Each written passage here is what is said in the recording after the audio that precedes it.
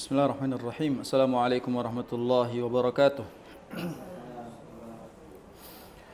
Alhamdulillahi ala ihsanihi wa syukru lahu ala taufiqihi yumtinanihi wassalatu wassalamu ala asfiyaihi wa khairi khalqihi wa ala alihi wa ashabihi wa man sanna bi sunnatihi ila yaumi liqa'ihi. Ashhadu an la ilaha illallah ta'ziman li sya'nihi wa ashhadu anna Muhammadan abduhu wa rasuluhu ad-da'i ila ridwanihi. Allahumma salli ala nabiyyina Muhammad wa ala ali Muhammad. Allahumma inna nas'aluka ilman nafi'a wa rizqan tayyiba wa amalan mutaqabbala.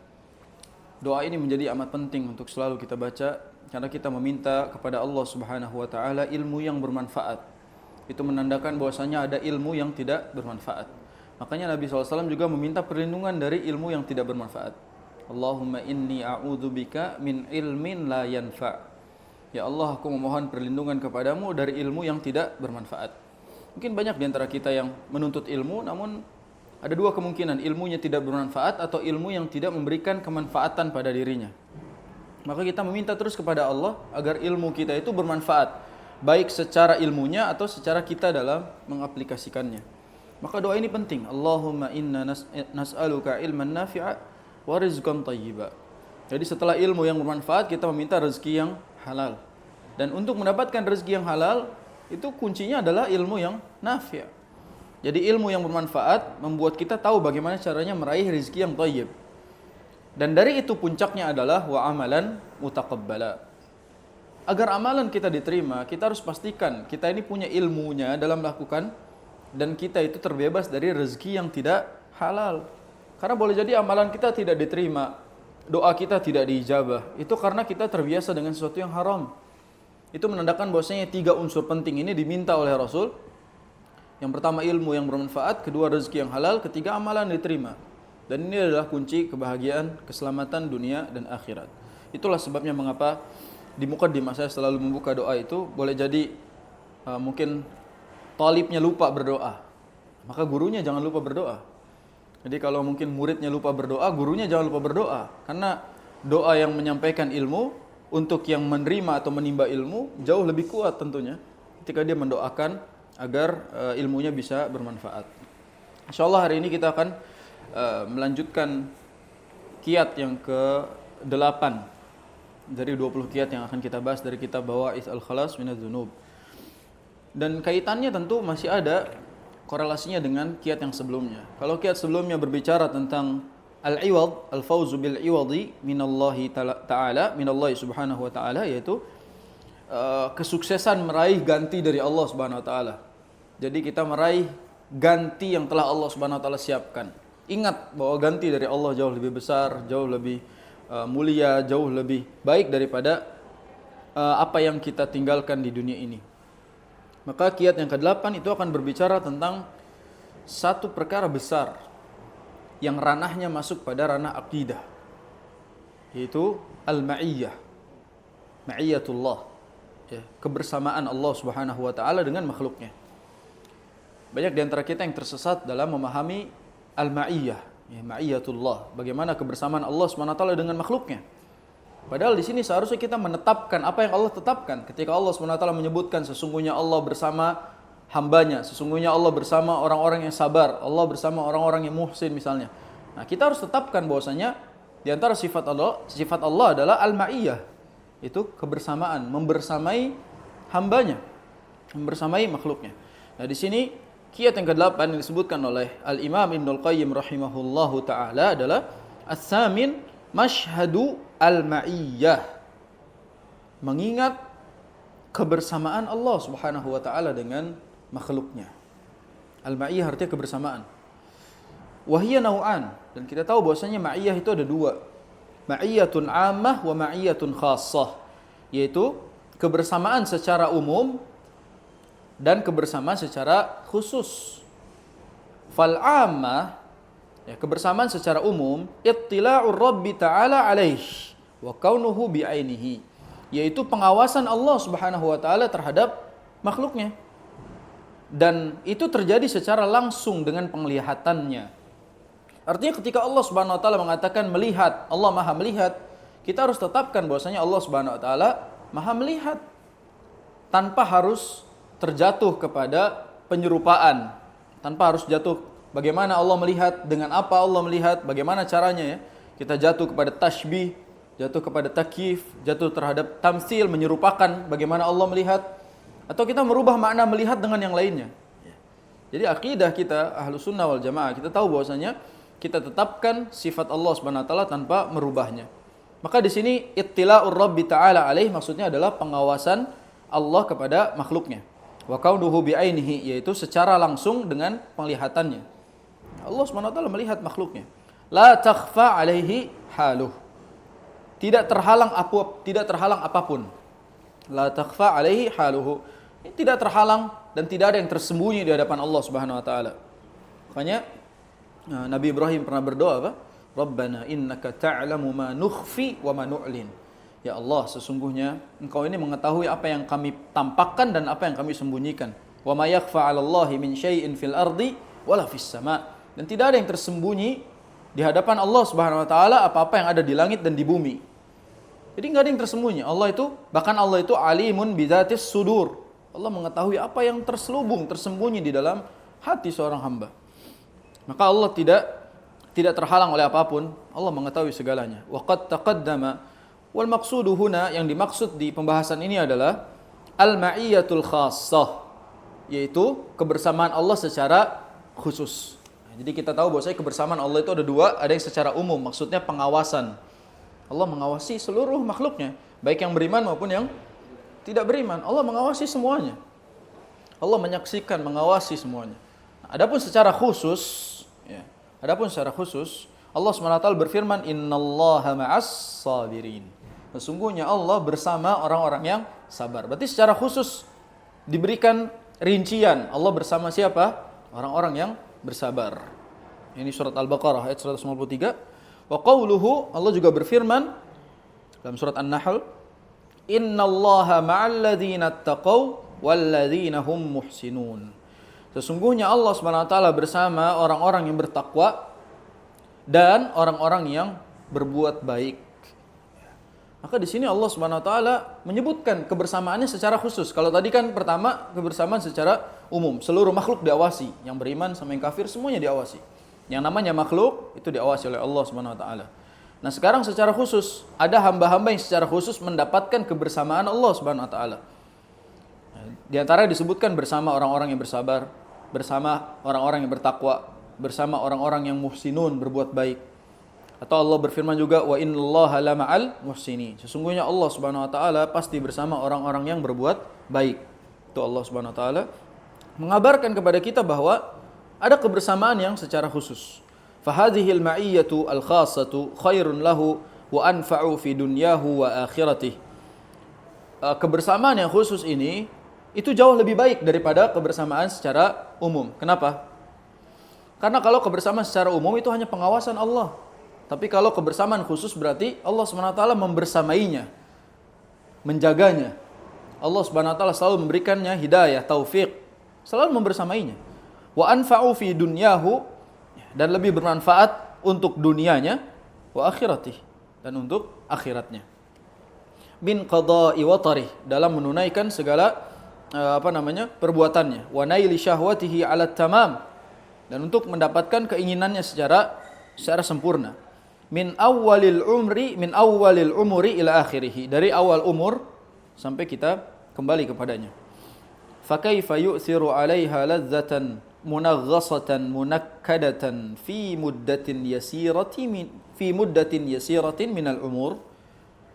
Kata Ibnu Qayyim gini, bagaimana mungkin kita mengedepankan kelezatan yang sekejap, yang sementara pada waktu yang singkat di umur kita ini. Jadi beliau pengen bilang kayak gini, kita ini kalau melakukan perbuatan dosa atau maksiat, itu nikmatnya sekejap, sementara. Padahal Allah Subhanahu wa taala telah menjamin kebersamaan dengannya dengan kebahagiaan di akhirat yang lebih lama. Innama hiya ka ahlami naim. Sesungguhnya orang hidup di dunia ini seperti orang yang lagi mimpi. Au kadzillin zail, atau seperti bayangan yang segera sirna. Memang berapa jam bayangan itu terlihat di dalam kehidupan kita? Sekejap saja. Jadi kehidupan seseorang itu bahkan kata Nabi SAW apa? Kun fid dunya ka'annaka gharib atau abirus sabil. Hiduplah kalian di dunia sebagaimana kalian itu orang yang mau nyebrang. Atau ibnu sabil, seperti orang yang mau nyebrang. Ka'annaka gharib atau seperti orang yang asing. Jadi kata Nabi, hiduplah kalian di dunia ini seperti orang yang asing yang akan pulang ke tempat asalnya, atau seperti orang yang mau nyebrang jalan yang akan sampai kepada tujuannya. Artinya kalau kita bandingkan dengan kebersamaan kita dengan kemaksiatan, kita membersamai dosa-dosa kita ini dengan apa yang Allah SWT siapkan, itu jauh, mudahnya jauh, yaitu jangka waktunya, durasi waktunya itu sangat tidak sebanding. Maka al-amru tsamin min bawa'is tarkiz dzunub, kata Syekh Abdul Razak, ta'liqnya adalah kiat yang ke-8 untuk menghindari dosa adalah ma'iyatullahi azza wa jal al-khassah. Bagaimana cara nerjemahin yang pas di kalimat ini? Mengingat kebersamaan Allah secara khusus untuk hamba-hambanya. Itu terjemahan yang cocok insya Allah. Jadi mengingat kebersamaan Allah secara khusus bersama hamba-hambanya. Jadi ketika Allah membersamai hambanya secara khusus berarti lebih spesial dibandingkan pengawasan Allah secara umum. Sama seperti makna misalnya Ar-Rahman Ar-Rahim. Allah itu maha pengasih, lagi maha penyayang. Rahmannya Allah itu untuk seluruh makhluk. Allah itu pengasih buat semuanya, mau yang mukmin, mau yang kafir. Tapi kalau soal sayang, itu buat siapa? Buat orang yang beriman. Makanya Rahman Allah buat semua makhluk. Tapi Rahimnya Allah hanya untuk orang beriman. Itu maknanya. Jadi pengawasan Allah untuk seluruh makhluk, namun kebersamaannya Allah membersamai hamba-hamba spesial di antara para makhluknya. Wal maqsudu bima'iyyatillahi azza wa jal al-khassah, yang dimaksud dengan kebersamaan Allah secara khusus adalah tilkal ma'iyyatul lati ikhtassaha Allah bi'ibadihi al-muttaqin al-muhsinin as-sabirin. Saya ulang. Al-ma'iyyatul lati ikhtassaha Allah bi'ibadihi al-muttaqin al-muhsinin as-sabirin. Yang dimaksud dengan kebersamaan Allah secara khusus adalah kebersamaannya dengan orang-orang yang Allah pilih di antara hambanya yang bertakwa, yang berbuat baik, dan hambanya yang sabar. Berarti spesial. Allah SWT membersamai hamba-hamba yang spesial di antara sekian banyak makhluknya. Wallati taqtadil hifdha wan nusrah war riayah wat ta'yid. Yang nantinya itu menghasilkan apa? Al-hifdha, penjagaan Allah. Jadi maksud di sini kebersamaan adalah Allah menjaga mereka. Wa nusrah, kemenangan. Allah berikan mereka keberhasilan. Wa riayah, riayah maknanya sama kayak hifz, yaitu penjagaan Allah SWT, perlindungan Allah. Wa ta'yid, ta'yid apa? Pertolongan. Jadi maknanya serupa antara penjagaan dan pertolongan Allah SWT untuk hamba-hambanya yang disebutkan tadi, yaitu muttaqin, sabirin, dan muhsinin. Jadi di sini kita tahu bahwasanya Allah SWT membersamai beberapa hamba-hamba yang khusus untuk memberikan mereka penjagaan khusus dan memberikan mereka pertolongan khusus. Fal abdu, seorang hamba, idza da'athu nafsuhu. Ini harus diharokat ini. Fal abdu idza da'athu. Kalau salah harokat salah terjemah. Fal abdu idza da'athu nafsuhu ila al-ma'siyati fasabara anha wa jahada hawahu fa innahu sayafuzu bihadhihi al-ma'iyyati al-khassah. Seorang hamba ketika jiwanya mengajak kepada kemaksiatan, lalu dia bersabar, dia bersabar, nahan dirinya. Wajah ada hawa, dia melawan hawa nafsunya. Fa innahu, sesungguhnya dia sayafuzu bihadhil ma'iyatil khassah. Dia akan mendapatkan kebersamaan khusus ini. Jadi kita ini meninggalkan dosa karena kita pengen dapat ma'iyah al khassah. Jadi kiat yang keberapa ini? Kiat yang keberapa? Ke-8 ini menandakan bahwa kita ini kalau ninggalin dosa tujuannya supaya mendapatkan ma'iyah khassah. Karena ini spesial dari Allah Subhanahu wa taala. Sebagaimana Allah Subhanahu wa taala berfirman tadi, innallaha ma'as sabirin, sungguhnya Allah bersama orang-orang sabar, maka kita berusaha menjadi orang yang sabar. Wa innallaha la ma'al muhsinin, sesungguhnya Allah bersama orang-orang yang berbuat baik, itu maknanya kita harus menjadi orang baik. Wa min syawahid hadhil ma'iyyah al-khassah, di antara syahid atau dalil tentang kebersamaan khassah ini, itu kisah tentang 3 orang yang terjebak di dalam gua. Tahu kisahnya? Yang mana mereka itu bertawasul dengan amal soleh mereka. Makanya dari sini kita tahu bahwasanya tawasul yang diperbolehkan adalah tawasul dengan amal soleh. Tawasul itu menjadikan perantara. Jadi bertawasul dengan amal soleh itu diperbolehkan. Amal soleh yang kita lakukan, bukan amal soleh yang orang lakukan gitu. Ya, kesolehan orang ditawasulin, ngapain? Tawasul kesolehan yang dilakukan oleh dirinya sendiri. Ya. Ini kejadian 3 orang yang terjebak di dalam ghar. Ya, alladzi awahumul mabit ilal ghar. Yang Allah SWT lindungi mereka ketika terjebak di dalam gua. Fanhadarat alaihim sakhratun minal jabali wa aghlaqat alaihimul ghar. Jadi tiba-tiba ada batu besar yang jatuh menutupi guanya. Jadi si gua itu yang mereka masuki tiba-tiba tertutup pintunya. Mereka nggak bisa keluar, terjebak gara-gara ada batu besar yang menutupi gua tersebut. Ya, satu-satunya cara keluar adalah dengan menyingkirkan batu tersebut. Namun batunya terlalu besar untuk mereka bertiga sehingga mereka terjebak. Nah di sini faqalu, mereka berkata, salah seorang mereka itu menyampaikan hikmah ini. Innahu la yunjikum min hadhihi sakhra illa an tad'u Allah bisalihi a'malikum illa an tad'u Allah bisalihi a'malikum. Sungguhnya kalian tidak akan selamat dari tempat ini. Kalian tidak bisa menyingkirkan batu besar ini kecuali kalian berdoa kepada Allah Subhanahu wa taala dengan wasilah amal soleh yang kalian lakukan. Jadi kita berdoa sambil membahas tentang amal soleh yang pernah kita lakukan agar Allah menyelamatkan kita saat itu misalnya. Jadi kalau kita punya masalah, kita minta kepada Allah sambil mengatakan, ya Allah saat itu saya pernah ini, itu diperbolehkan. Itu bertawasul dengan amal soleh yang kita sendiri melakukannya. Wa kana min kalami ahadihim, salah seorang mereka mengatakan, jadi ada 3 orang nih. Salah seorang yang ngomong gini, Allahumma kanat li bintu ammin. Ya Allah, saya ini punya sepupu wanita. Sepupu mahram bukan? Bukan mahram. Jadi sepupu itu bukan mahram. Jadi dia bilang saya ini punya sepupu wanita. Kanat ahabban nas ilayya, dan aku suka cinta sama dia. Ya, dia cinta sama sepupunya. Sepupu itu bukan mahram. Kalau zaman kita, kalau sekarang kan kita kayak saudara, semua saudara aja, bebas. Padahal sepupu itu bukan mahram. Di sini dia jatuh cinta sama sepupunya wajar karena bukan mahram, boleh gitu. Fa'aratuha an nafsiha. Ibaratnya dia suka dan ya syahwatnya suka sama si perempuan ini, pengen sama si perempuan itu. Famtana'at minni, namun perempuan itu menolak aku. Si perempuannya nolak si laki-laki itu. Hatta alamat biha sanatun minas sinin, sampai berlalu beberapa waktu yang lama. Fajaatni, tiba-tiba dia datang menghampiriku, kan dia udah nggak suka nih ceritanya. Udah lewat waktu lama, tiba-tiba balik lagi kan gitu. Muncullah CLBK gitu. Cinta lama bersemi kembali, muncul lagi. Fa'ataituha 20 wa mi'ah dinar. Aku memberikannya 120 dinar. Ala an tukhalliya baini wa baina nafsiha fa fa'alat. Jadi kan tadinya dia enggak suka nih, dia pengen sama perempuan ini. Syahwatnya itu pengen sama si perempuan ini. Karena si perempuan ini tadi yang enggak mau, akhirnya udah lewat waktu panjang, tiba-tiba dia balik lagi. Nah, si pria ini masih pengen juga sama perempuan itu sambil bilang, "Saya kasih kamu 120 dinar. Saya kasih kamu 120 dinar untuk bergaul dengannya." Makna bergaul di sini jelas ya, berhubungan dengannya. Ya, berzina. Fa'alat, dia pengen. Si perempuan itu tergiur juga untuk itu. Saat ini dia mau. Hatta idza qadirtu 'alaiha, sampai posisi saat itu dia sudah ingin melakukan dengan perempuan itu. Posisinya udah pengen melakukan sampai itu. Qalat, si perempuan ini tiba-tiba ngomong, "La uhillu laka an tafuddal khatim illa bihaqqih." Tidak halal bagimu untuk membuka atau menutup sesuatu kecuali sesuai dengan haknya.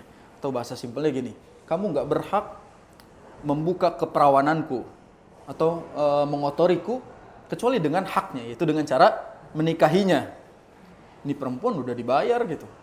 Pas lagi mau berlangsung dia ngomong gitu. Ya. Jadi kasarnya udah dibayar, udah sama-sama pengen, tiba-tiba ngasih nasihat dia di tengah-tengah gitu. Kita nggak boleh ngelakuin ini. Akhirnya apa? Fataharrajtu minal wuqu'i 'alaiha. Akhirnya aku berdiri, bangun meninggalkan si perempuan itu. Fansaraftu anha wa hiya habbun nasi ilayya. Aku meninggalkannya padahal aku suka banget sama si perempuan itu. Kasarnya dia benar-benar suka dan posisinya udah suka, punya kesempatan lagi. Kan gitu. Wa taraktu adh-dhahaba alladhi a'taituha, dan aku meninggalkan 120 dinar yang aku kasih kepadanya. Sia-sia dong. Udah ngasih uang enggak dapat juga kan gitu kan. Ngasih uang enggak dapat. Yang aneh si perempuan ini sebenarnya. Dia udah oke di awal, di tengah-tengah dia dakwah gitu kan. Ya. Maka di sini si laki-laki ini benar-benar mengorbankan cintanya dan mengorbankan hartanya. Dia tinggalkan perempuan itu karena ingat tadi nasihatnya. Dia nggak boleh berzina gitu. Apa kata laki-laki ini? Allahumma in kuntu fa'altu ibtigha'a wajhik. Ya Allah, sesungguhnya engkau mengetahui kalau aku saat itu meninggalkan perempuan itu karena takut kepadamu, berharap ridhamu, fafruj anna ma nahnu fih.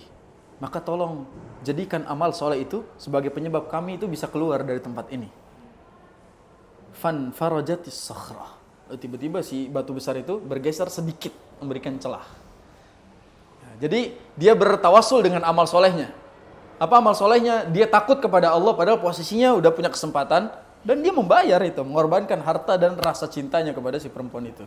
Jadi dia bilang, ya Allah, kalau saat itu aku meninggalkan perempuan itu karena engkau, maka tolong jadikan amal soleh itu sebagai penyebab kami bisa keluar dari tempat ini. Maka fanfarajat, si batu itu terbuka satu celah. Ya, baru satu kan, 3 orang yang berdoa. Ya, ini contohnya satu, di mana dia itu meninggalkan kebersamaannya dengan syahwat demi apa? Kebersamaannya dengan Allah Subhanahu wa taala. Maka di sini kisah ini menjadi dalil bahwasanya dia meninggalkan kemaksiatan, dia meninggalkan dosa itu sebab dia tahu ada yang lebih besar dari itu, yaitu membersamai Allah Subhanahu wa taala. Fahada taraka fi'l al-fahishati allati tahayyat lahu asbabuha ibtigha'a wajhillah. Ini adalah bentuk meninggalkan kemaksiatan karena dia tahu bahwasanya ada sebab yang mendatangkan ridha Allah Subhanahu wa taala. Fakana Allahu ma'ahu bihifzihi wa riayatihi. Maka Allah Subhanahu wa taala membersamainya, menjaganya, menolong dirinya.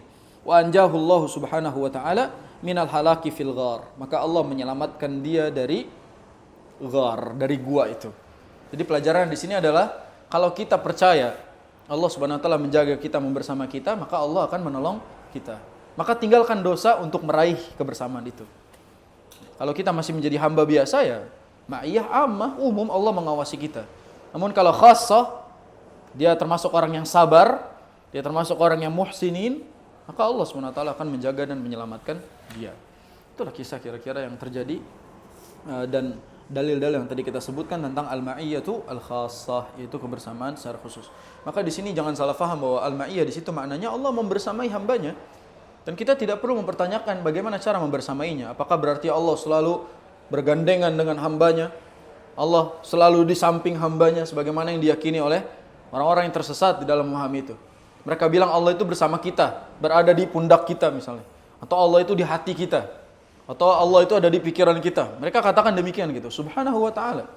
Maha suci Allah subhanahu wa ta'ala. Dan makna membersamai di situ berarti Allah subhanahu wa ta'ala selalu menjaga kita, di dekat kita. Contoh misalnya seorang ibu mengatakan, aku akan selalu bersamamu nak. Apakah itu maknanya si ibu akan gandeng terus, mepet terus sampai dia ini? Enggak kan? Maksudnya membersamainya dengan apa? Dengan doa, dengan nasihat, dengan bantu apa yang bisa dibantu. Itu namanya membersamai, begitulah maknanya. Kenapa kita harus sibuk-sibuk mencari bagaimana caranya Allah membersamai hambanya?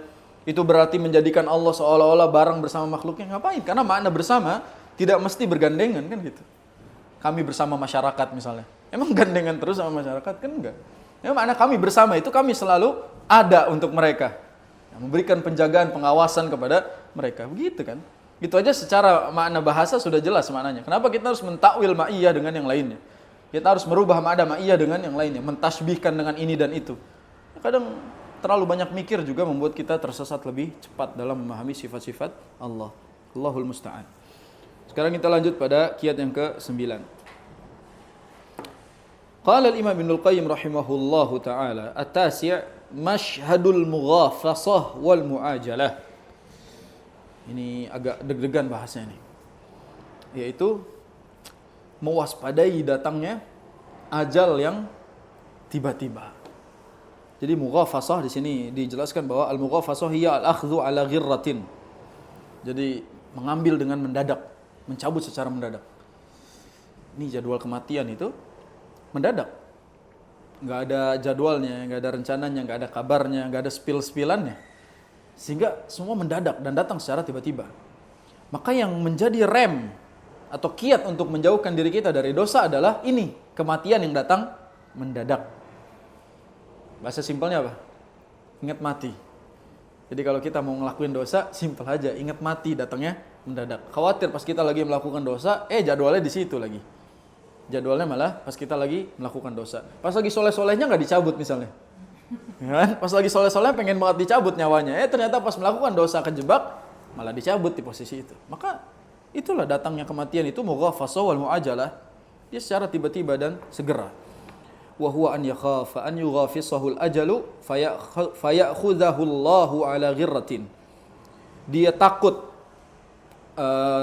terhadap tiba-tibanya ajal yang datang yang menjemputnya secara tiba-tiba, secara mendadak. Fayuhalu bainahu wa baina ma yashtahi min ladzatid dunya, maka hal ini, kematian ini menghalangi dia dari kelezatan dunia yang selama ini dia pikir masih lama. Itu yang saya pernah sampaikan bahwasanya kadang-kala kelezatan dunia ini seolah panjang di dalam diri kita.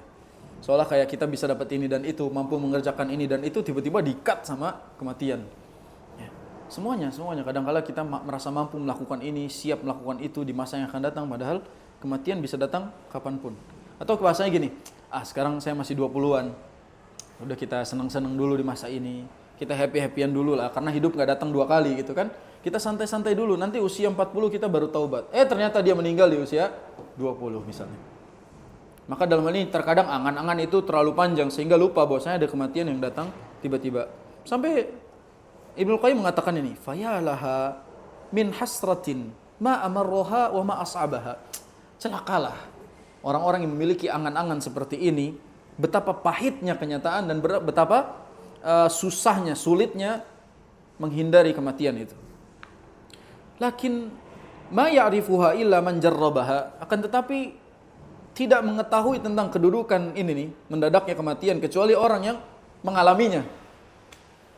Berarti orang gak bakalan tahu tentang betapa dahsyatnya datang kematian kecuali orang yang udah mati. Makanya kalau misalnya kita melihat orang sok-sokan sama akhirat, dia gak percaya tentang adanya siksa kubur. Misalnya dia bilang, saya gak percaya ada siksa kubur. Bilang aja sama dia, nanti kalau kamu sudah dikubur, WA saya kalau beneran ada siksa kubur gitu. Kabari saya kalau misalnya betul di sana gak ada siksa kubur gitu.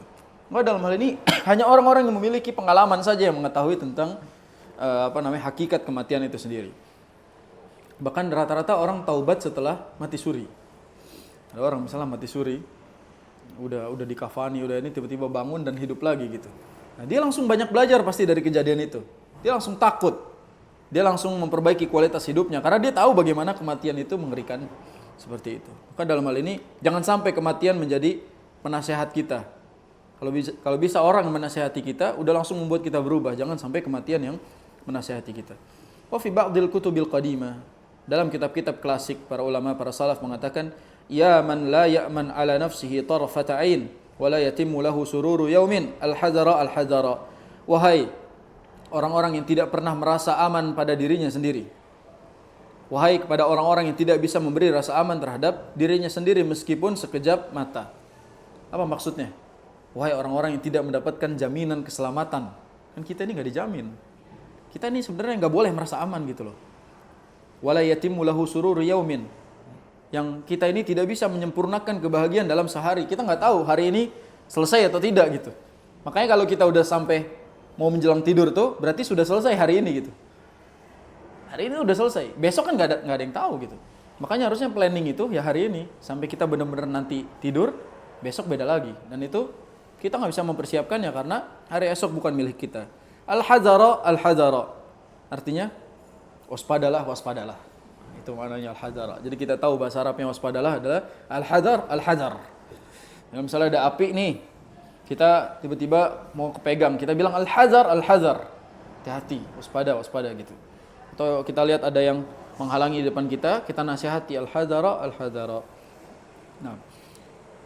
Sekarang ta'liq dari Syekh Abdul Razzaq. Al-amru tasi' min hadhil masyahid, yaitu kiat yang ke-9 dari kiat-kiat menghindari diri dari dosa adalah al-khawfu min mubaghatatil ajali, yaitu rasa takut terhadap mendadaknya kematian. Ya, kita takut terhadap datangnya kematian yang secara mendadak atau tiba-tiba. Sebenarnya kalau kematian sudah dijadwalkan dan kita dikabari, mungkin perencanaannya jadi lebih matang gitu. Dan semua orang bisa selamat gitu. Bebas aja gitu. Anda mati usia 65, maka kita udah bikin planning. Maksiat dulu segini, tobat segini misalnya gitu. Tapi sayangnya tidak. Dan kita tahu kita tidak bisa menolak malaikat maut yang mau mencabut nyawa kita. Nggak bisa. Ini kan diantara syarat diperbolehkannya melakukan dosa kan. Kalau kita bisa menolak malaikat maut menjemput kita. Dan kita nggak bisa. Fa inna Allah subhanahu wa ta'ala yaqul, Allah subhanahu wa ta'ala berfirman, likulli ajalin kitab. Allah subhanahu wa ta'ala berfirman bahwasannya setiap ajal itu sudah ditentukan. Setiap ajal sudah ditentukan oleh Allah subhanahu wa ta'ala. Kapan dia mati, itu semua sudah ada catatannya di hadapan Allah. Bahkan sebelum kita lahir sudah ada jadwal matinya. Sudah dicatatkan 4 takdir personal yang kita waktu itu pernah bahas. Bikat birizkihi wa ajalihi wa amalihi wa syaqiyun aw sa'idun. Kita itu dicatatkan yang pertama ajalnya. Ajalnya, rezekinya, amalannya sudah dicatat semuanya. Kapan kita lahir, kapan kita mati udah dicatat. Wa yaqulu ta'ala wasifan qudumul ajal. Wa yaqulu ta'ala wasifan qudumal ajali. Sesungguhnya dan Allah SWT berfirman menggambarkan tentang datangnya ajal. Kata Allah SWT, fa idza jaa ajaluhum la yastakhiruna sa'atan wa la yastaqdimun. Jadi kalau misalnya telah tiba ajal mereka, maka mereka tidak bisa menundanya meski sesaat ataupun memajukannya meski sesaat. Kalau menunda mungkin, kalau majuin nggak mungkin.